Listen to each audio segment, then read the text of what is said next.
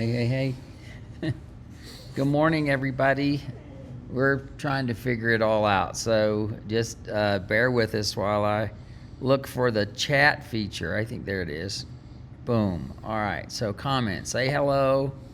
Hey, you guys. Gobble, gobble, wobble, wobble. I see that. Linda, that's great. Happy Thanksgiving, Carol, Jerry, Johnny, Tamara. So we know that people are popping in. That's great. So you saw this picture. Some of you probably saw this. This is what we woke up to this morning. Fresh snow started falling about 10 o'clock last night, and it's still coming down. So that's what it looks like. Hey, Miss Crystal, Steve, good morning. I'm sorry you don't feel good. Sabrina, Deborah, Tara, Kate, Valerie, Linda, Ann. Lots and lots and lots of you guys. Thanks for tuning in. We want to share our Thanksgiving morning for you. I haven't made my biscuits and gravy yet. No. That's my thing. Yeah. So, can y'all see Hugo okay? Yeah. So, anyway, yeah, I'm going to make my granny's biscuits and gravy this morning, and we've got a friend with us today, and hoping that another one can make it up the hill if the snow doesn't get too bad. So, that'll be good. Good morning, and everybody. So today we're celebrating Rosie's return from being lost. It is truly a Thanksgiving miracle. You need to talk at some point. I'm saving my voice for Portugal. For singing? Game. No, for the Portugal game in an hour. So Portugal will play the World Soccer. And it's about an hour, so I'm kind of stressed. And I already have my flag with me. So World Cup is going on in where's it going on? Qatar? In Qatar. Yeah, Qatar, and so today's Portugal game. So that's in an hour. So Hugo's like stressed over that. So that'll be great.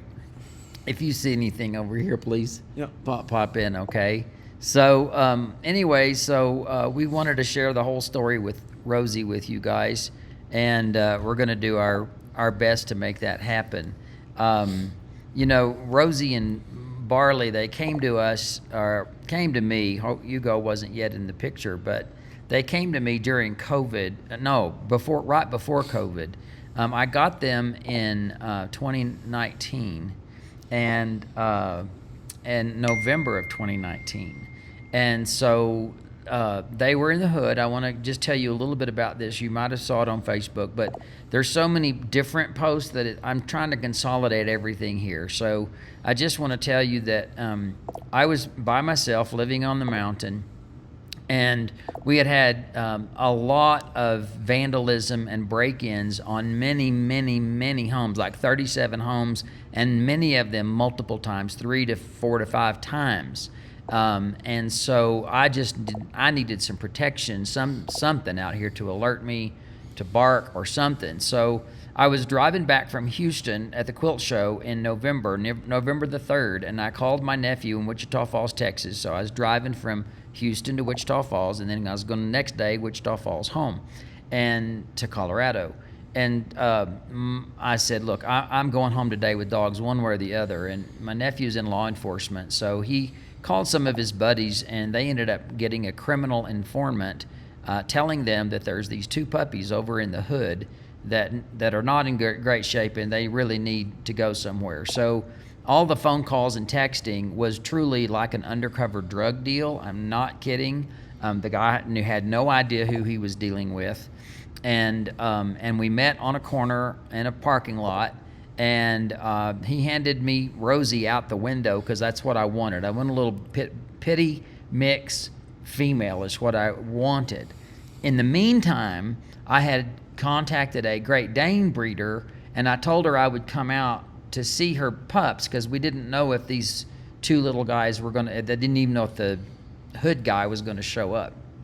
So oh my God, I'm trying to be so quick with the story, and I'm not doing very good. And so anyway, he hands me Rosie because that's who I wanted, and I put her down just to see her, and she just kind of clumped to the ground on the grass. She was malnourished. She had sores on her ears. She just really wasn't in great shape. Emaciated, bones sticking out. And she smelled horrible, as if she had been living in her own feces and piss, and it was horrible. And I'm like, I'm not letting this dog go back. And then I was standing there talking to him, kind of negotiating a price, which was a ridiculous price because he thought I was going to fight the dogs or something. And I looked in the front seat, and there was this little brindle just sleeping, this little ball of brindle. And I says, "Oh, you've got a brindle." He said, "Yeah, but you said you didn't want a boy." Well, I said, "Let me look at him." So I did. I took Barley and Rosie, and you guys, seriously, they were in bad shape. And I negotiated. I said, "Well, I'll give you X amount of dollars for both of them." And he was thrilled to death. And I threw the money in the car, and he drove off. And I have 2 puppies with me. And The same day. same day, yeah. And so then, literally, from that moment, we drove to the Great Dane breeder, and she had about 35 puppies from 5 bitches that had dropped litters over the course of about 2.5 to 3 weeks. And so there were all these puppies. And anyway, I went, what the heck? I'm used to having 3 dogs. I'll just take another one. So I've got a little video I want to share with you, and I'm doing this kind of new, so I think I have to get a button turned on, but I want to show you these pictures. Well, let's see. Let me go to, I'm going to go here first. I'm going to This is Barley. The day after, he was in a little better shape. You can see Rosie's just kind of standing there. She's not doing a lot. But that's all 3 of them the day after I got them. And this was on Facebook. I posted this on November the 3rd as a kind of reunion posting. And then I want to show you this because I took pictures the entire first year that they were here. And you know that you can take your pictures. There's Rosie and Barley, literally me holding them 5 minutes after I first got them. And you could see how skinny Barley was, but everybody was in love with the puppies. Everybody was trying to give them some love. So anyway, I put the pictures into a book after the first year, but there they are coming home with me. Everybody's fallen in love with these dogs. And Rosie had like bat ears. She was so funny. Yeah. So anyway, they come home with me, and of course, I asked the guy, did they have any shots? He says, I think they got their first shot, and he was lying. But nonetheless, I took them to the vet, and the vet asked me about Rosie and said, what's wrong with her tail?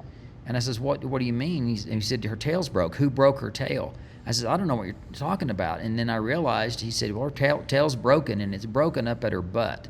And so I thought, who the heck could do that to a puppy? And so she has a broken tail, and it doesn't raise up. It points down to the ground. She wags it ferociously. She's crazy about wagging her tail, but she can't lift up her tail. And to the point that this day, as an adult, when she squats to pee, her pee does not come out straight and normal. It goes off at an angle. So I can only imagine that this guy kicked her or did something horrible to damage her rear end, and you can see how small she was whenever we got her. And of course, they're all starting to grow up in the book, because the book takes several months. But I just loved these dogs. I know that I rescued them from a place that was really not good, and they are like this, peas in a pod. Barley and Rosie are peas in a pod. They lay together, they pose together, they change they move their head from side to side in like synchronized swimmers, and they have been a joy. And of course, Cordelia, it wasn't long before she totally overtook their size, but these 2 in particular, because of where they came from, I really, really needed to get them out of that situation, and they have been tremendous companions. And then I think that's the last picture in that book. So there they are. There's the puppies as they were. So we've had them, and I remember when I met Hugo, and I hadn't really met him, but we were FaceTiming. He's fallen in love with the dogs. What do you recall? I don't know. You don't remember anything about them? He just was really excited to see them. Yeah. He wants to get more.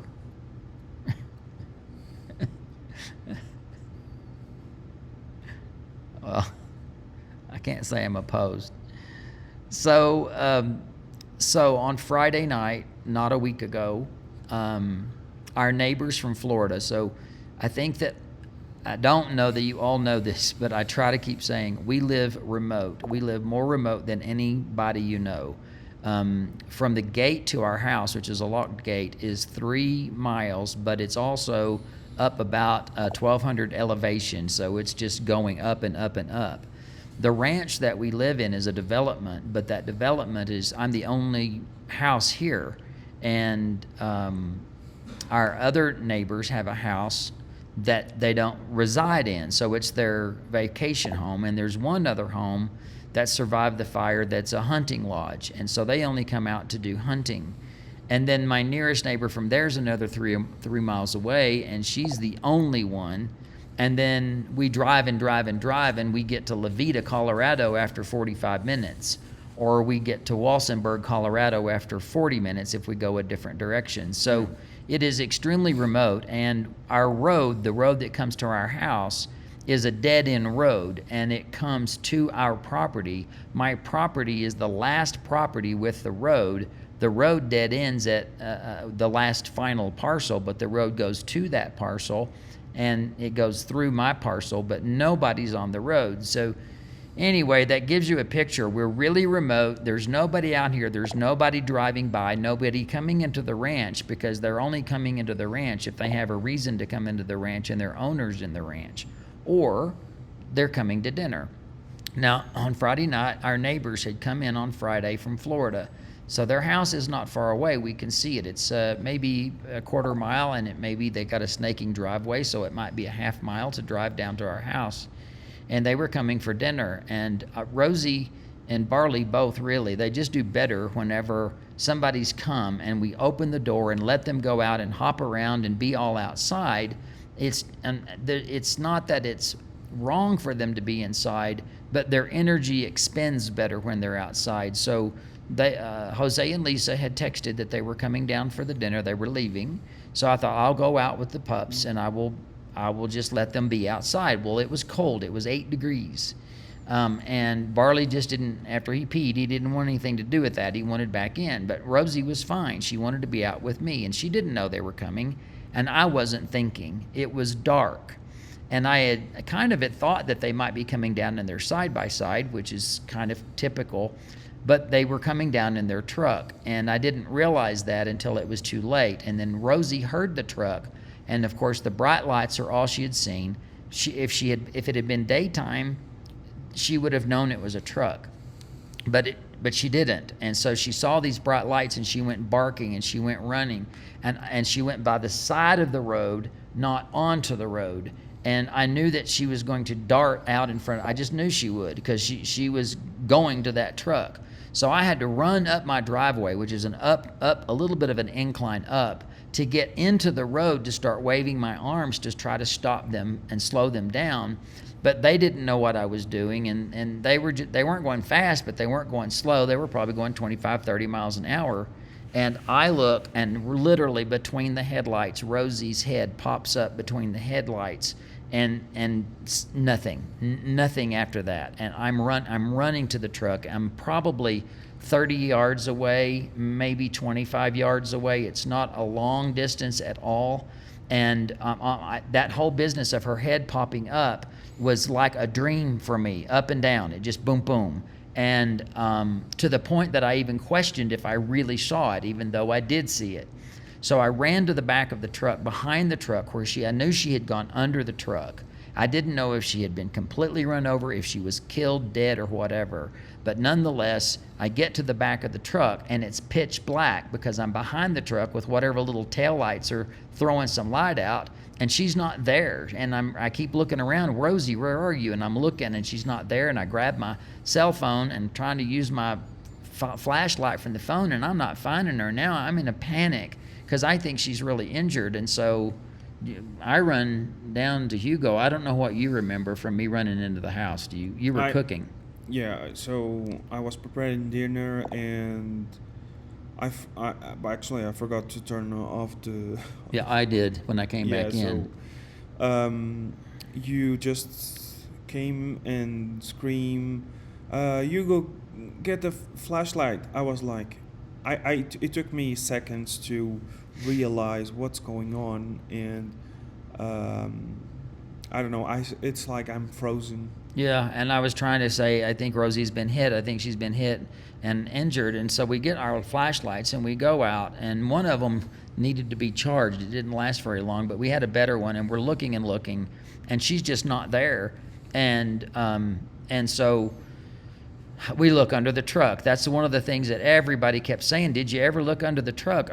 Dozens of times, and right away. And the way this truck was built, it had a plate under the bottom that wouldn't have allowed her to go up into anything. And she could have maybe gotten in a tire well, but she was between the wheels, but she wasn't. We looked everywhere under that truck. And then as we're looking in the forest next to the house, Jose finally goes, "Ricky, there's no blood."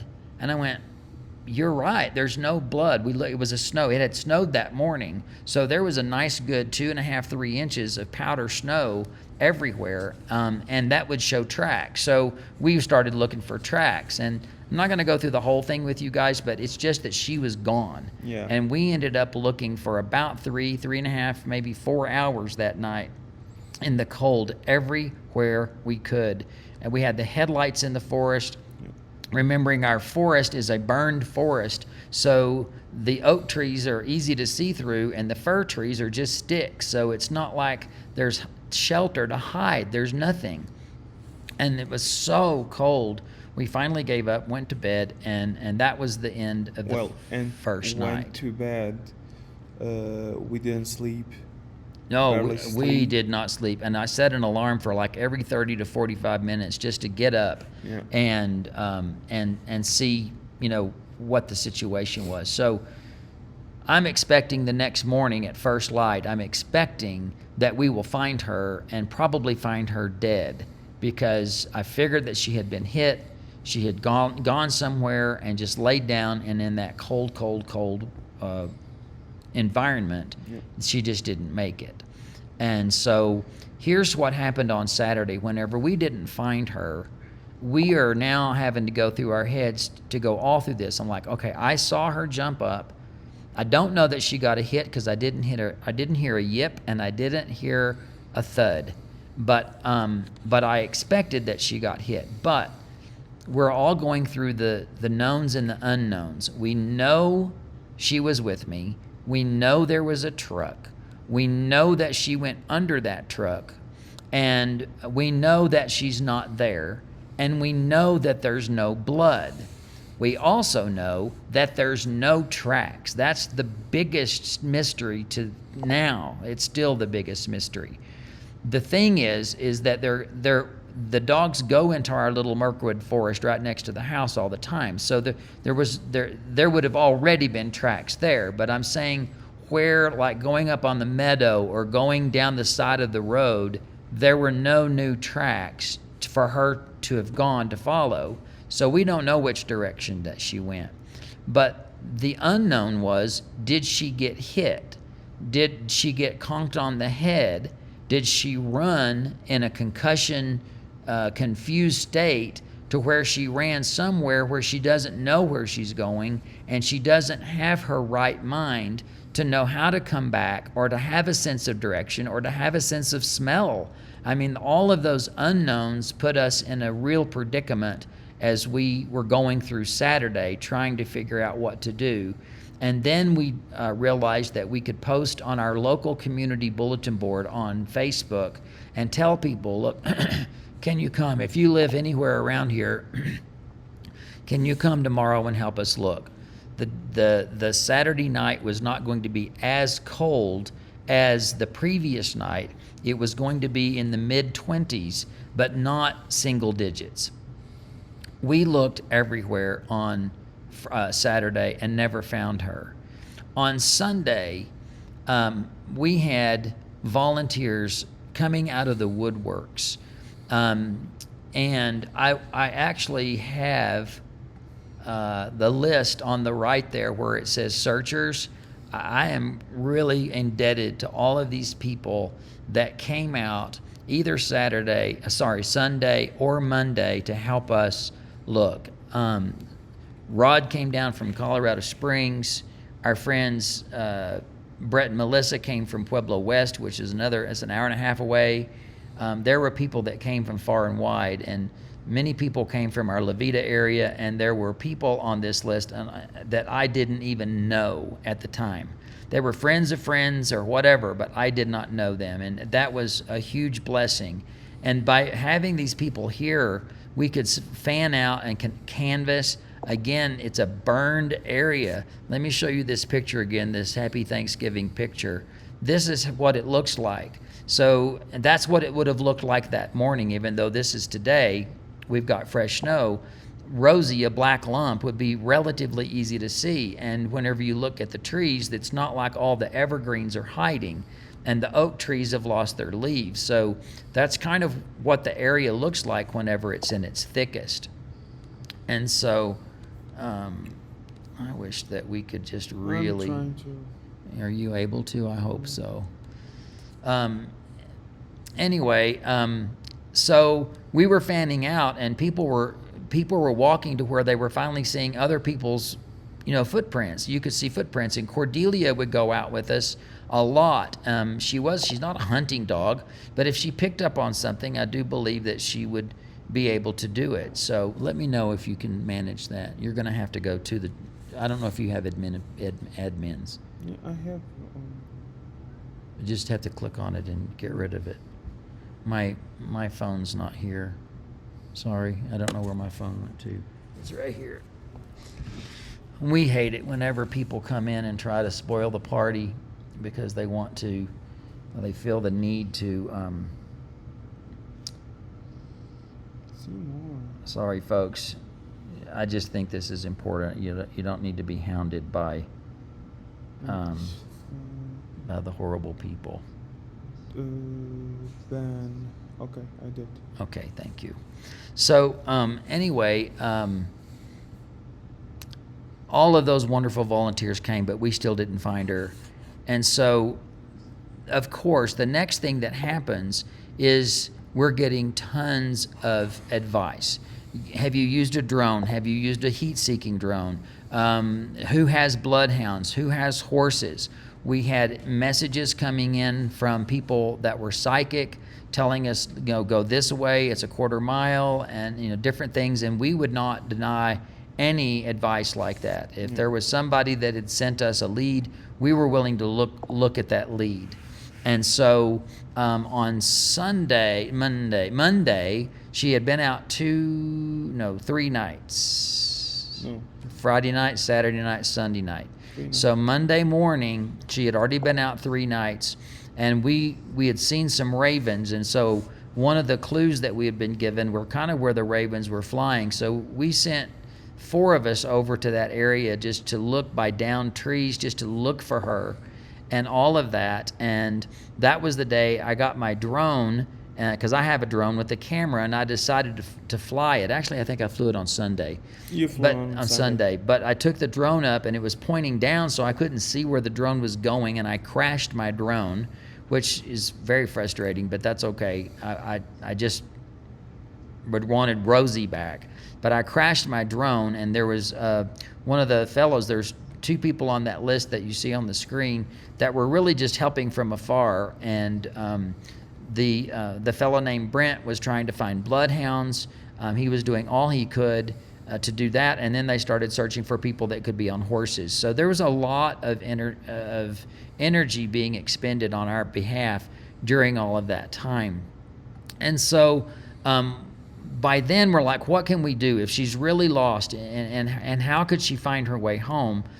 We ended up taking bedding, their bedding, our bedding. First of all, that's kind of the same because they sleep on our bed, but we have a lot of blankets that we set around the house with, and they will sleep on those blankets in the day or while we're watching TV.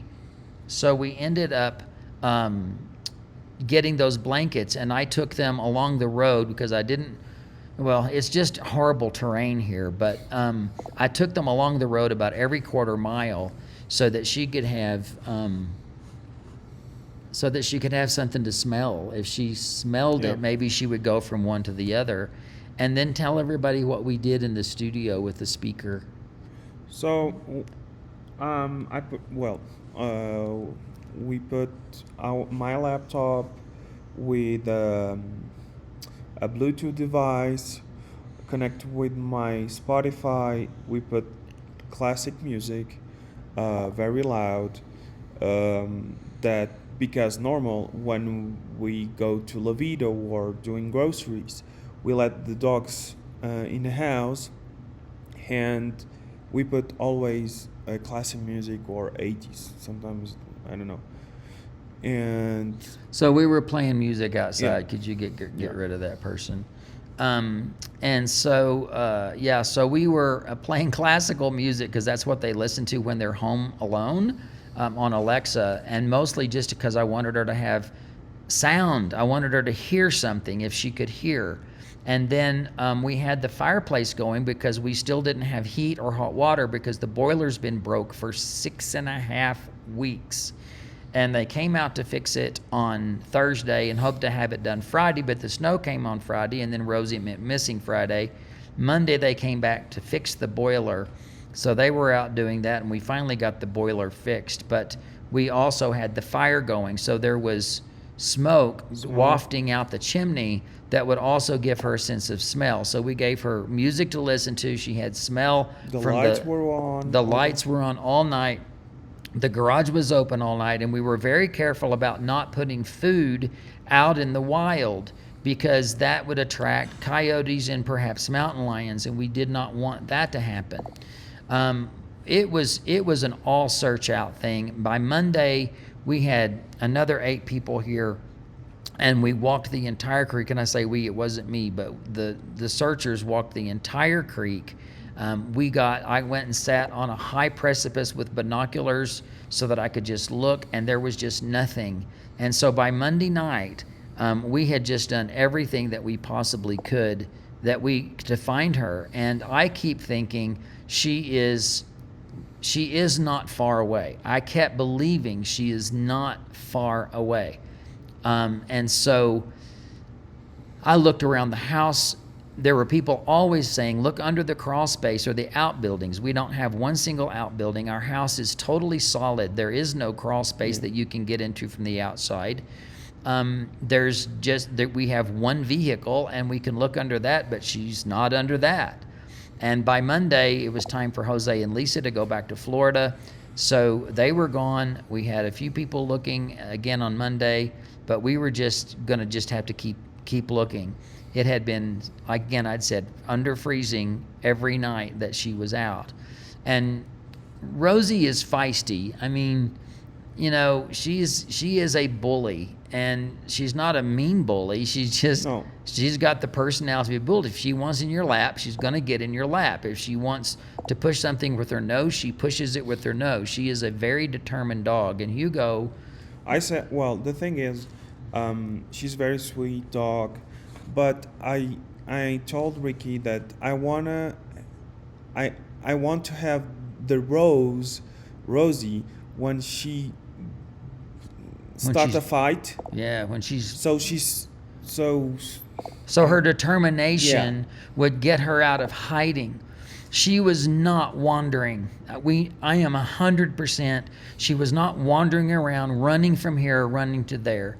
She was in one place and stayed there out of fear, which is very common in these situations. And by the way, Monday, I think it was maybe half of the afternoon, it was starting to have windy. So I said, Rosie doesn't like wind. No. So So yeah. So our friends, my friends, my cousin actually, a second cousin. My cousins were here, and they had came down from Castle Rock. I don't have their names on here. Kim and Terry. Kim Oh and my Terry. God, I have to put Kim and Terry on here. I'm gonna do it right now. Kim, Terry. Oh my God, I can't believe I did that. Oh well, Kim and Terry, I'm giving you a huge special shout out. This morning I was just doing everything I could in my head to just go through the list, and I was sinking too close to home. Kim and Terry, love you so much. They're my dog sitters. How in the world can I leave them off that list? Anyway, Kim and Terry came here from Castle Pines near Denver, drove down, and we knew they would spend the night, and we had dinner together. And we were talking. yeah, we were just sitting here talking, and in the talking, I'm gonna do that right there. Can't. Why does it go away? Well, it's okay. I'm not. babe. It's just bothering me like crazy. So, all right, I can't do it, and I don't know why I can't do it. That's just really odd. Because you have this. Maybe. Oh, because it needs to be down here.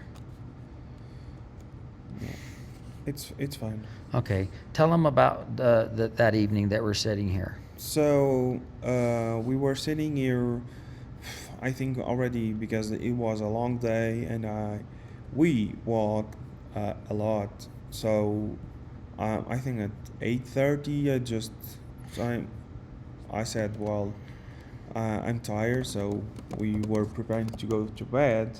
I think it was about 8:50, and everybody went to bed. And of course, like, because Rosie disappeared, Barley slept with us all the time because he was affected. He was kind of He was sad. sad, but it was a different kind of sad. He's kind of lost, you know. It's a dog without the GPS, because Rosie was his GPS. And so we're now thinking, that another night's gone, and we're fixing to go through night 4. It's about to be night 4, and we're tired. So at about 8:45, we went to bed, and by 9 o'clock, we're dead asleep. I mean, seriously, because we're exhausted. And about 9:30, in my dream, I hear a and I'm like, Barley, I didn't really wake up, but I went, Barley, what are you dreaming? And then I went back to sleep, and then I heard, and then I'm thinking it's Cordelia, she's dreaming. And so then I hear it again, and then I'm like, am I hearing something? And who is it? And then I'm finally starting to wake up. It's taken about 5 minutes, but I'm finally waking up, and when I hear it again, I believe that Rosie is inside the house in the great room, just right here by our bedroom, trying to get in the bedroom door. And I'm like, maybe she followed me in, and she's been hiding behind a couch or a chair and not coming out, and we had no idea, because people told us that kind of thing happened. And I'm thinking, when I ran in to tell Hugo that she's been hit, she ran in behind me before I got the door shut, and I was so focused on getting a flashlight that she was inside. So I sat up in the bed, and all of a sudden I hear the whine again, and it is coming from our back bedroom door that leads out to the terrace. And I'm like, oh my God. And I look down because it's a glass door. I look down, and I can't see her because it's pitch black, but I see this little white patch that looks like her chest, and I go, oh my God, Rosie. And I'm trying to get Hugo awake, and he's not waking up at all, and he's confused. He doesn't know what he thinks. I've gone cuckoo crazy, and I don't want to open the door right then and there, because I want to keep the dog somewhat separated in case she's injured or whatever. So I'm trying to touch her, trying to get her in, but it's like I am beside myself that she is there and not dead and has made it through 2 nights. I'm crying, and I want to tell you before I show you this video, on night number 2, I dreamed about Rosie running into my arms, and I was down on her level, and she didn't just come running up to me. She came up to me in a ball, kind of all rolled up right while I was hugging her, and that is exactly what happened whenever I let her in the door. She wanted to be in a ball, in my knees, in my belly, really close to me. And then very quickly, we were making such noise and racket that we woke up Kim and Terry, and this is kind of what that looks like. And you can see that she's okay. She's wagging her tail. She's happy to see Barley. You can see that little spot on her left eye, but she's not got any broken bones. She smells like decay leaves and decay grass. So that's even more indication that she found a place to hide. She did hide. Even if we were walking around, she was not coming out. And she sat there in those dried leaves, or those leaves that were decaying, and decaying leaves put off heat because it's energy that's decaying. So she found a little bit of heat somewhere.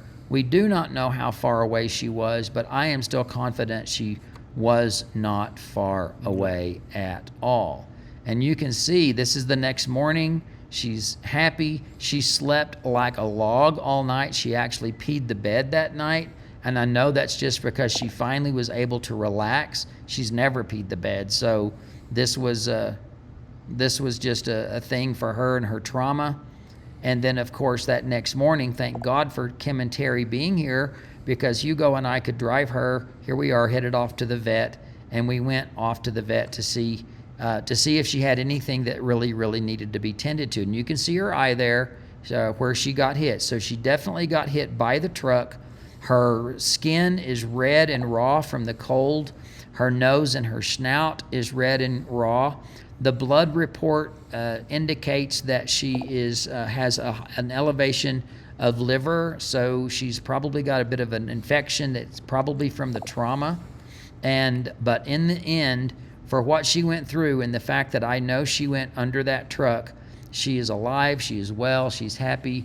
Let me even show you what she looks like right now. Let me get over here and show you.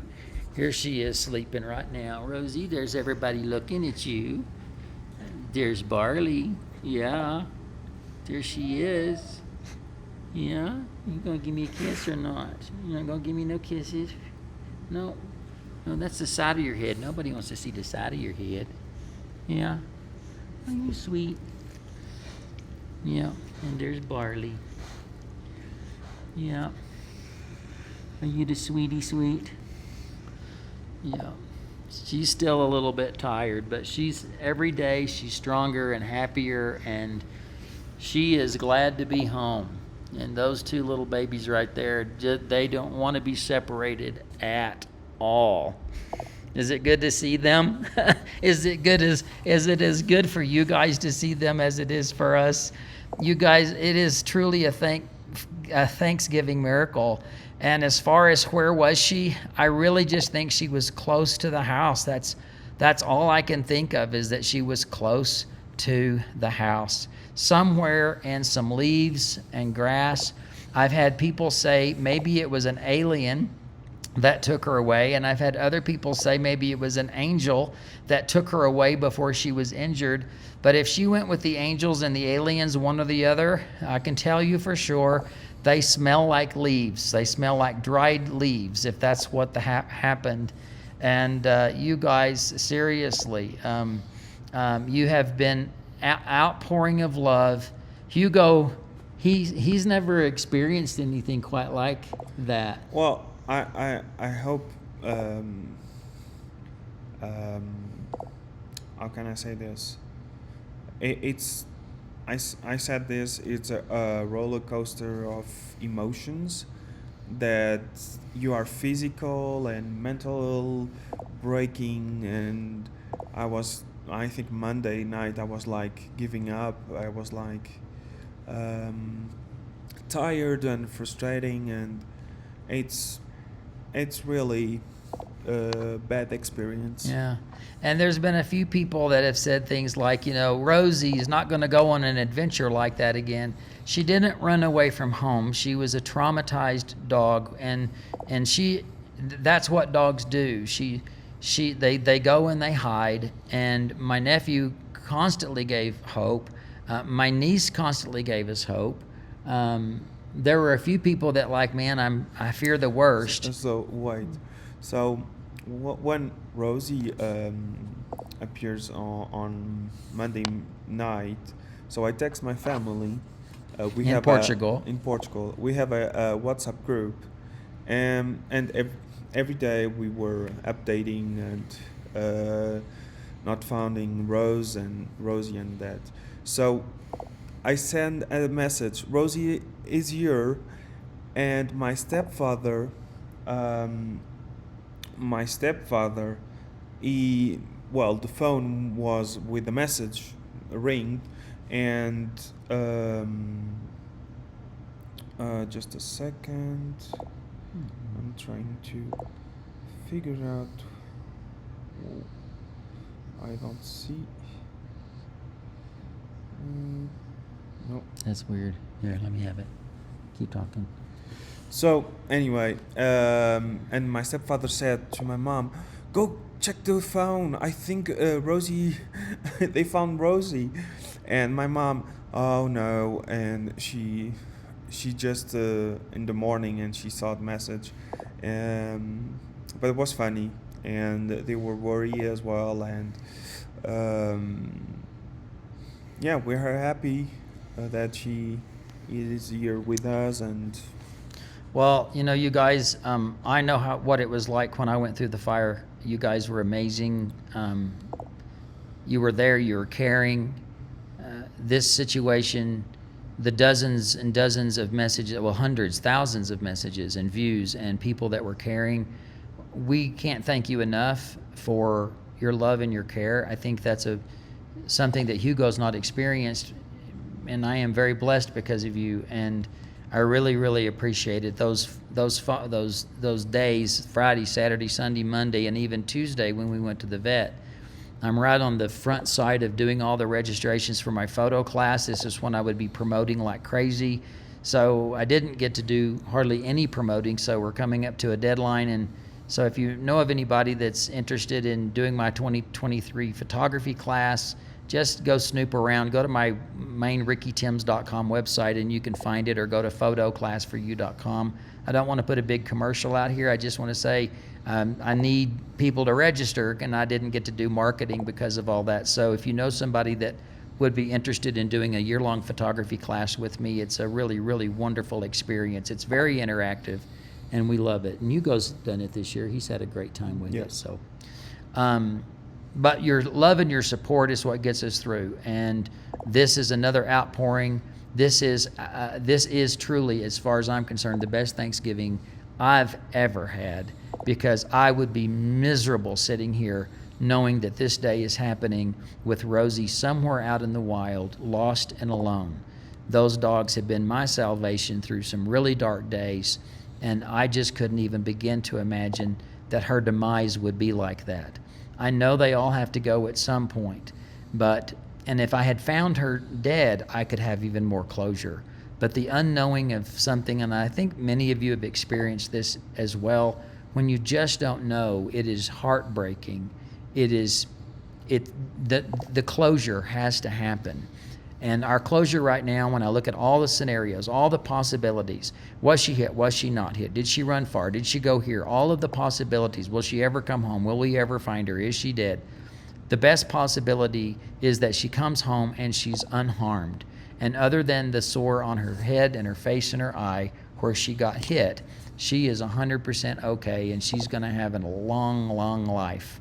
And we're even looking at putting together a community bulletin board that's called the Rosie Alert. for a group of first responders, for searchers, for people with bloodhounds, for people with drones, for people that have those things, so that when somebody's pet does go missing, that they can immediately go to our county site and say, look, I've got a dog out there somewhere, and instead of trying to scramble to find those things when we need them most, they're kind of already in place. So it was Brent's idea, one of our local people, to try to start a group like that, because we were behind the 8 ball with everything, especially when you live in a poor, sparsely populated county, and we even live so much more further remote than all of that. It's been absolutely crazy and horrible. So we ask you to continue to give us good thoughts. We're saying happy Thanksgiving. Thank you for watching our story. It's a little 45 minutes of the morning, and of course it'll be posted for others to join in and watch. But I don't know that we need to say much more other than happy Thanksgiving, and I hope you give your pets and your family and your kids and your moms and your dads and everybody big hugs and love, because that's what it's all about. Okay? Thank you, everybody. God bless you so much. Thank you. And we thank you for joining in and watching. I appreciate it so very much.